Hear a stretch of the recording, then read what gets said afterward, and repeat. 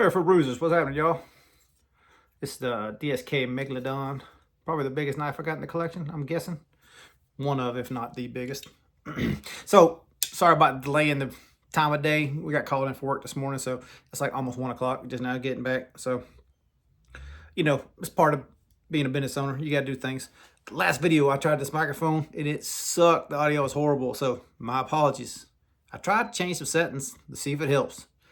I know I got suggested from my bro to change the different mic, but man, I'll be honest, I spent like $120 or something on this one. I'm not spending any more money until I figure this one out. If this one don't get figured out, then the hell with the mic, I'll just use the phone.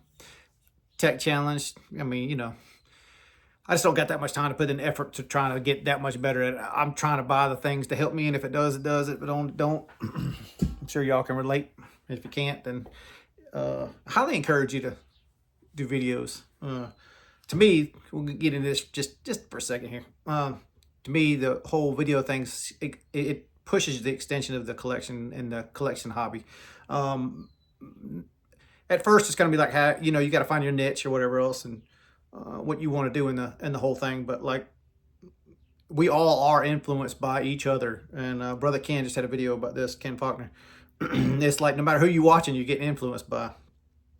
And I found another channel through Dirk's channel the other day, Alex, and I can't remember what his channel name is. I'll try to find it. I'll try to pin it in a comment. And like Ultimate EDC, like Rick's channel I just told y'all about a couple weeks ago, two channels that like they're into the same style knives that I'm into. Not always, but we all got a little different, but like they're more the style that I'm into. There's so many people that are into the more budgety knives, and if that's your thing, that's great. But I imagine that what I show is not of a whole lot of interest to you, whether you like my personality, this award-winning personality or not. That's up to you. But the knives I show probably ain't up your, you really ain't looking at them like, yeah, well, wouldn't mind that. But if you're one of the people that like these kind of knives, then it has multiple reasons why you'd return, right? That's kind of how I see these other two channels I was just going to tell you about. They're both showing knives that I like, and I like the personalities. So like, worth checking out. I'll put them in the comments, because I think when I put it in descriptions, it never works. The link never works. And I'm not that good at that shit anyhow. So I got to figure out how to do it, not talking to y'all and not figuring out how to post a video, if that makes sense. Hopefully it does. So as I'm winding down, I got a couple more things. Like after our last call, I had a couple more people hit me up. Hey, remember we talked about this? I'm like, that's cool, whatever. So I got a few more things still working through, and a few still coming for other folks. So like, I got some stuff done, but I don't want to make this whole every day, every week. Let's show you what I got done this week kind of thing. Because honestly, like I'm still as much of a collector as I am now trying to work into the making part of it. And I'm sure that'll probably switch somewhere down the line. But I think I'm committed to like 4 knives already that I haven't got. So, whenever those customs hit, they hit, but it's cool. Like in one half, like it used to be like I turn on Instagram and I always have a DM. Like someone's always asking me about something, which was really cool because it's like I'm always talking to somebody. I'm always in contact. So it feels weird now stepping back from that role. Like I would love to do work on everybody else's stuff, but I just can't. There's not a time of the day. I'm sure y'all understand. I'm sure everybody's life's that way.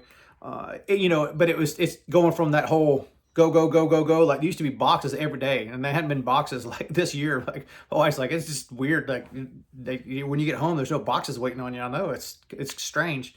So when a box does show up, it's a little more like, hey, what'd you get this time? So like, she knows.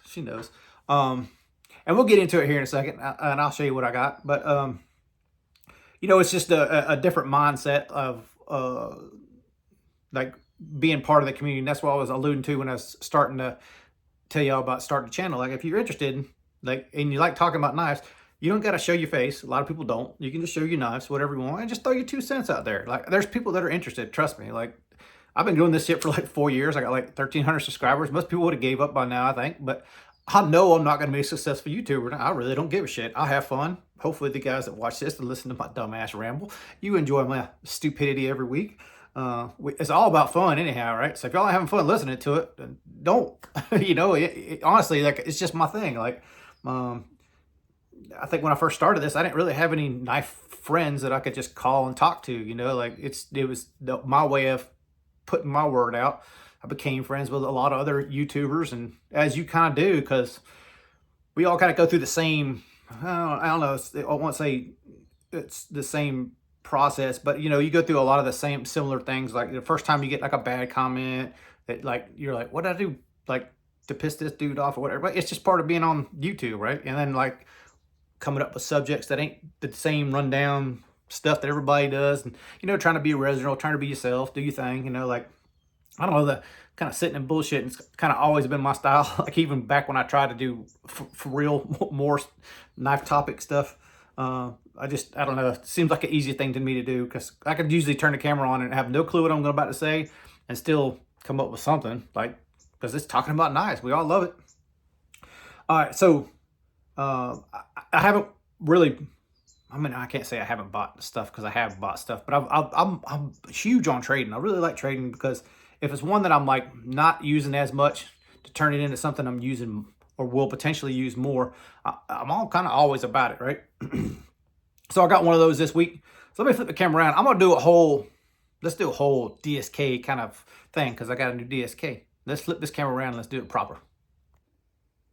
All right, so you know, I did my collection not too long ago, so I'm not gonna try to like show every detail about all these things, but every now and then it's just fun to break out your favorite knives, right? So obviously this is my DSK collection -1.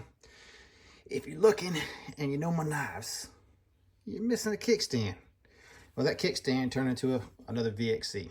So I traded George from the DSK group on Facebook, which I haven't done a whole lot of deals on the DSK Facebook group. Let me set this down so y'all. I want to point out a couple things about this one so y'all can see it, what I'm talking about here. I hadn't done a whole lot of trades on Facebook groups, so it's kind of cool to make some buddies over there and kind of get some trust going. Well, the last couple of deals on Facebook were actually pretty good deals, so old dog learning new tricks, I guess you'd say. All right, so another VXC. So this one came with a titanium scale. If y'all didn't know, I made the scales for this one, this kickstand right here, and this javelina right here. I made all three of those scales, and you can see that this one and this one are kind of similar finished, and this one here is just like a contour finish that I did, but they're all blasted, you know, all the same gray stuff that y'all might not like, but I always go, this is as is. So you can see it fits right in the whole DSK collection. Not a whole lot of colors in this. There's a little bit in this one and just a hair bit in that one, but other than that, and maybe a little bit in the Dawn. It's got the little brownish blues around the edge, but for the most part, this one looks like it's got some anno right here that needs to be taken care of, but I hadn't done that on this one yet. Anywho, back to the subject at hand. VXC. If you look at the scale, so I'm just going to bring this up closer to the camera. Hopefully me just holding the knife instead of zooming in will do it better. You see these marks right here? This looks to me like this is a scale that he was trying to make this knife and had a problem, tool breakage, didn't get the pattern he wanted, whatever the case may be, and ended up saving the scale and making it into this. So like, as struggling into knife making as I am, I can totally relate to this. Like, this is a hunk of money right here in this. He probably had to turn around and sell it. I think it's one of the earlier ones. Now, bear with me here, and I'll kind of go over that in a second here. But I think it's a kind of earlier on version of this, but it could not be. So there's a couple things about this one that's a little different, but obviously full tie, big, huge fuller up there. Like we were talking about in one previous video, ball mill versus bull mill. So you can look at this and see this is definitely a flat in the bottom. You can even see the tool marks right here, but you can see it's nice radius in that corner. This is a prime example of a bull mill because it's flat in the bottom and it's got that radius on the outside. So he definitely had a bull mill doing this one. One of the reasons I think it's an earlier version, that this is a super deep bull mill groove where it's not enough room to put a groove on the other side. So initially when I got it, like, well, I'll just do something on this backside to help me flick it. But this is one of those ones that he ground so deep that on the backside you can just grab, see my fingers in right on this inside of the hollow there, and you can just grab it and flick it. So it absolutely no problem at all. So the thumb action on this one is actually really cool because of that ball groove. It just locks your, always, you know, no matter where you're at grabbing it, it slides you up to that, and then it's perfect. So you can hear it's got a good thunk to it. It's a good solid knife. Dig this one a lot. But there are some differences here, and let's just close them up. And I want to show you a few things. Just note about the whole DSKs kind of in general, I guess I'd say. So notice the pivot size here is smaller. So you see a lot of these smaller pivots, like on this GF2 right here, the Stealth, and the Recluse all have that smaller pivot. But you see most of his bigger stuff has the bigger diameter, the 1/2 inch diameter versus the 3/8 diameter. So I'm assuming this hardware is like, I'm assuming he buys bulk, I would imagine, and he machines it down. So like this is the same similar thing I had on that knife that I showed you last week. Here, let me grab it real quick.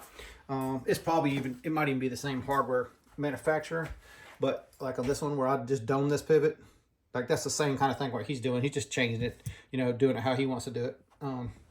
But it's similar. If it wasn't the same manufacturer, it was a similar thing. So I don't know if he uses what hardware he uses. I never really took it out to investigate, but so that's one thing to kind of sort of see on a lot of these. It's just the pivot style itself. The other thing is kind of the stamp. Like you can see the stamp. So there's a small DSK stamp. So you see the small stamp. These all have the small stamp. The ones I'm pointing to right now have the small stamp. And then you have the larger DSK stamp. You know, I probably should open this to show you, but the larger stamp like that, and you can see that is on this one here and this one here, this Megalodon and the VXC and that GF1, and they also has that DSKT when it's all like stamp letters like this, and I have that on a couple of them, so it's on the Atreyu as well. What's on this one? I don't even remember what's on this one. Nothing on this one, see? This one doesn't have nothing on it. So there, you know, he changes it up, does different stuff every time. So I don't know if he does the same one every time or not. And then you got this style, which is basically like the, I've always said this is the production knife for the DSK. But you can see how it's, once again, it's a bull groove, a bull mill that's done that. And then these letters are engraved. So these have a different look. If you look at this versus that, you see the difference in that? Hopefully it's coming out. This is a stamp. Pretty sure this is a stamp. I don't think that's engraved with a CNC. That's a stamp, and that's an engraving. Hopefully that looks different and you can see the difference. Once again, over here versus there. It's got maybe hold it. Hopefully that helps. Pretty sure these are stamps. That's what it looks like to me anyhow from my eyes. I mean, don't trust me because you know, my eyes ain't exactly my strong suit here. I'm gonna flip them over, show you a couple more other things to kind of note and kind of contrast when we're talking about the DSK collection. I could talk about these suckers all day long, you know. I really enjoyed looking at the different nuances of the DSK. So this one's going to be the DSK chat, I guess. So I'm leaving this one over top for a reason, and I'll get to it in a minute here. But you can see he predominantly has two different styles of clip. So before I even get into it, if you can see the Recluse clip over here, I had modified that. It was like a stinger and it had like a sharper point. So if it looks ugly to you or don't like it, don't blame Dan. This is my work on top of his. But you talk about this little shorty clip, and I always thought it was for the smaller knives. Or I think me and Evan were talking about it one time, and I always thought it was got a shorter knife. But the biggest knife I got is the Megalodon. It's got the exact same clip on it, and this Atreyu's got the same clip. These other ones have the popsicle styles. This one came a little bougie, but obviously it's subdued now. This one was on my Damascus kickstand, this first kickstand I got, and I hate that kind of bling-blingy shit. But on this particular knife, when it's got all those colors and stuff in it, like it kind of went with this knife.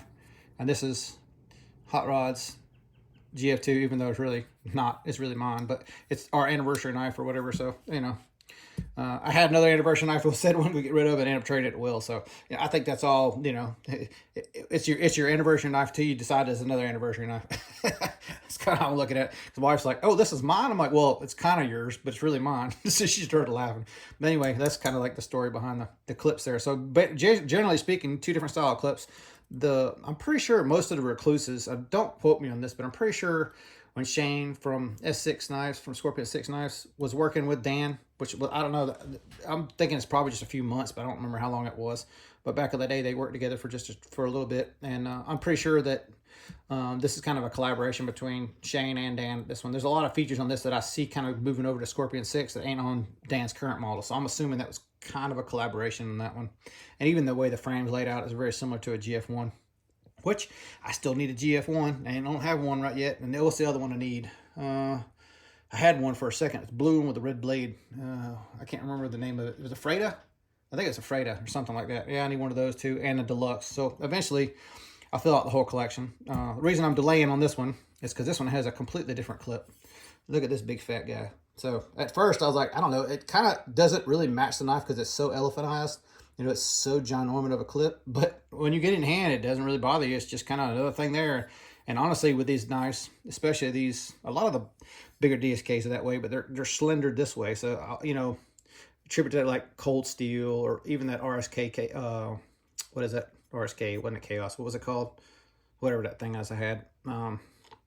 Which I believe Pleth are selling that, so if y'all interested, look them up on Instagram. But anyhow, it's skinny this way, so adding the width this way actually works out better. So it's skinnier this way. If it's just this way, it'd be kind of a little skinny. But you know, that pocket clip adds a little nice little girth to it to the backside comparatively to this guy.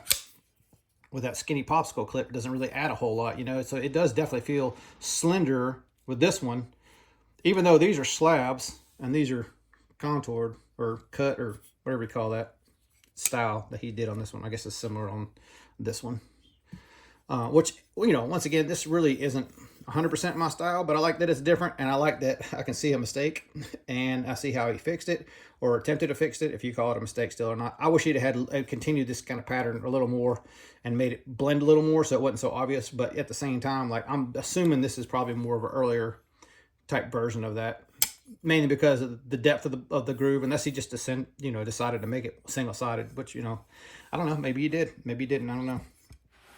But cool to add another VXC to the collection. Like, y'all that don't know, I really have enjoyed this VXC. I carry it a lot, even though I don't put it in pictures a lot, but that's like the same with all these. Like, I carry a lot of these a lot, but it's one of those things where, y'all, I think, generally speaking, Instagram's kind of different these days anyhow, but people get tired of seeing the same thing. So, you know, I try to kind of mix it up and show different pictures of things, but I carry a lot of the same knives, so I don't take as many pictures anymore. So I guess that's how I'm kind of sort of summarizing this whole thing up. What else y'all want to see about the DSKs? I don't know, man. Like, all these are different in their own rights, like even the same models. Like, I think that's why I never set out. And I don't think really, if I thought about it, the GF2 is one of my favorite models. But at this point, I have 3 of those. I used to have 3 kickstands. So is it my favorite model? I don't know. I guess you could make an argument that it was, because I have 3 of them, right? But at the same time, I for the big guys, it's really honestly been a struggle with the Megalodon for flipper 100%. Like, it's a better flipper than the kickstand to me. But the kickstand has that universal kind of thumb groove and finger flick, so it's got all 3. So some days I'm more drawn to this one than this one for a flipper. This GF2 is actually pretty good too. The Stealth right now kind of sucks. I need to do some work to it, but the Atreyu is kind of a good all-around knife as well, especially now that I've been modified it. But it's not the flipper on it isn't as good as either one of these or that one really. The VXC is kind of its own thing because there's not very many knives on his table that are pretty much, you know, with a finger with a groove on them. The kickstand obviously has one, but it's different because this is a prominent groove way up on the blade. You can actually flick this one from the blade as well, but it's different. Look at the feel of this one's different. It's kind of sort of on the same realms. This is a much smaller knife, the Diamondback, so where it's only the groove to flick through, you know, like you don't have a whole lot of options. So it's like when you pick it up, you're not thinking about which one you want to do, you just do it. Let's see, what else can we talk about? Oh, talk about throwing knives on the ground. What a jackass. You stupid bastard. Oh. Sorry, but when I say accent like that, so it's funny. Anytime you hear me saying like a northern accent, my wife's from Maine, but both my parents were from Boston. So I was raised in the South, so y'all can hear the southern voice. But when I hear like my mom, dad, or even my wife say something negative towards me, it's usually in a Boston accent. I don't know, it just comes out that way. So when I drop stuff, I say, dumb bastard. Like, I think about like one of them saying it to me. It's funny. I know. I'm a weirdo. Let's turn it around, end this video. Y'all can quit to listen to my dumbass ramble. Feel a little weird today. What can I say, y'all? So, you know, the whole not paying attention to, you know, what I'm supposed to be doing a lot of times. Like, I've been meaning to mail Billy back that Jed Hornbeak ballad song. I'll probably show it one more time. Maybe push you one more week, Billy. And then also, I traded Evan a clip that went on the GF1 that has been traded. But Evan was out of country, so he said to hold off on shipping it. Told me back Thursday. Completely forgot. So I have to wait till Monday to ship it. So I gotta get my mind straight. You know, I was in the whole every other day going to FedEx, so I never really worried about it, like trying to form a plan for going there. So that I got to get myself back on straight that way. But I got, let's see, the other knife that we were talking about, the one I showed you earlier this week. Oh, excuse me. This guy, the only thing I'm working on this guy pretty much now. Oh, I did put it's an RGT clip. Rich Garage Tech, yeah, RGT clip. I just drilled two 256 holes. This one kind of goes on top. I had a kind of counterbore for that screw hole there. But it works on both setups. But you know, you don't have to remove the center stand, the standoffs. You don't have to remove them from both sides. So this will still work. You can just assemble it from this side and not have to worry about getting to that screw. I'm still on the fence of what to do. You know, like I'll probably drill all the way through this one, kind of make it kind of match that a little bit better. But I'm kind of on the fence of what to do with this entire knife. I would like to send it to someone who would use it and abuse it, and then let me know how it does, kind of thing. Right now it's got lock stick. I got to fix this lock stick. So I guess thing I'm thinking about it here is, should I make a lock bar insert, try to heat treat a lock bar insert for both style blades, or just do some like, what do they call it? Carbonizing, or maybe like a heat treat style thing on the titanium with aluminum oxide or oxyacetylene torch that I've done before that's worked. So I might try to see if I can get rid of the lock bar stick, and then I don't know, maybe if Rick's interested, I might send him to him because he's a new YouTube channel, right? I've been trying to get y'all over there anyhow. So maybe I can send these because I know Rick had the tiers, and he can give me his thoughts on how I did with these. I'm obviously learning. I'm getting better at these things. You know, and I think ultimately there's probably going to be 2 more reblades. Maybe I might do a third, but 2 more reblades that I want to work on, and then I think I'm going to give it a crack at trying Eon's Edges knife. At least try to work towards that knife anyhow.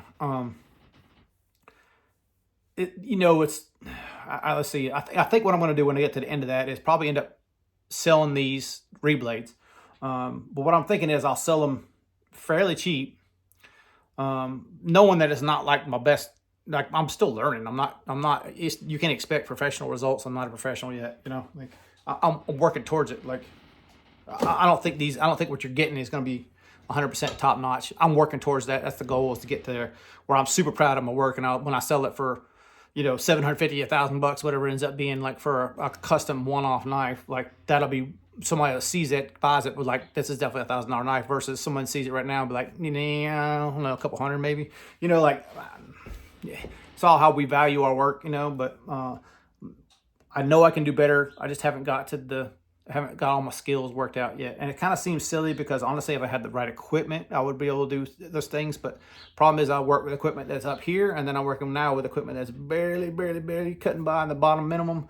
And that change from professional equipment to not so professional equipment is a big learning curve. Honestly, it is, because you're used to working with Cadillac stuff, and like, if you know, a tool got dull and you're working for a machine shop, you don't try to keep making that tool cut. You just order another one. Like, it's not even a thought process, you just do it. So like, now that it's coming out of my pocket, every single cent, and you know, every tool and everything else, like it adds up quick. So like the modding thing, I didn't realize how much money I was shelling out to keep modding working, and like I guarantee I lost money modding knives. Like there's not a doubt in my mind. You know, I'd burn up to, you know, $40, $50 tools. One of these reblades I just did, it was 8mm pivot. I took it on my rotary and tried to cut it. And 3 times I tried, and it just won't hold tolerance. Like I can't get the number I was looking for. I was looking for a 8mm hole, and you know, I can't get there. I overshot it every single time. Like I just couldn't hold the tolerances. So I had to order a reamer to ream it. Well, the reamer was dang near $50 before it got here. You know, you pay for the reamer plus shipping. It's almost $50 for an 8mm reamer, and I'll probably only use it once. So you know, that reblade right there, right off the top, $50. Like how you make money? Like I probably got, I don't know what's this in the stock. Let's say $40, $50 in the knife steel itself. So I'm at $100 almost, and I hadn't even done a thing to it yet. So like, there's no way I'm gonna make money doing reblades. That's kind of why I was like, before I even start offering reblades, let me rethink this thing, because I'm gonna be broke, and I need to be starting like, I don't know if I told you, I think I've mentioned to several times that my wife was going to the school in the fall. She already been accepted to one school to become a doctor, and now she's waiting on this next school, and she'll know Wednesday whether she gets into that school or not, which is a much cheaper, much closer, much more, makes more sense kind of school. Either way, she's going, so life's going to change for us. I say us, like on the knife collecting side. Like the 4 I got on order, I hope they hit before she starts school, because after that, I'm gonna have to go back and get me another job, work a job and a job, pay for that. I probably would do no knife stuff. Like that's pretty much where we'll be at. Like, you know, it's going to change the money situation when you paying out to go to school, and you know you get to crunch some money for somewhere else. Like not working, she won't be working. I don't know why I'm telling you all this shit. It's just, it's in the middle of the afternoon. I feel a little weird today. We're talking about it. Let's call it right there. I don't know. What is this? 25, 30 minutes of my stupidity this week? Well, hope I didn't bore the shit at you. See y'all next week. Later, y'all.